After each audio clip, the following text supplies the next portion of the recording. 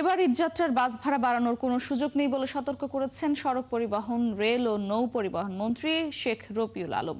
বিকেলে সচিবালয়ে সাংবাদিকদের তিনি কথা জানান।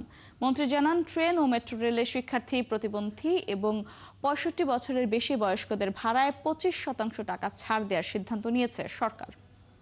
এবার তাদেরকে ভাড়া নির্দিষ্ট হারে নিতেই হবে, যে ভাড়া আছে অঙ্গীকার না, শুধু এটা বাস্তবায়ন করা হবে। তারা যেটা বলেছে, একটা দাবি আমাদের কাছে করেছে যে বাসটা যখন খালি আসতে চায় বা আসতে হয়, তাদেরকে সেতু যখন ক্রস করতে হয় টোলটা ফ্রি করে দেওয়া যায় কিনা, এতটুকু দাবি তাদের আছে। এবং বাকিটা তারা অঙ্গীকার করেছে যে তারা ভাড়া বাড়াবে না, যাত্রী সেবার মানও ঠিক রাখবে, যানজট যাতে না হয়, টিকিট যেটা আছে সেটাও তারা স্বচ্ছতার সাথে আপনার সেল করবে। এসব ব্যাপারে আমাদের মনিটরিং আছে, ভাড়া বাড়ানোর কোনো সুযোগ নেই।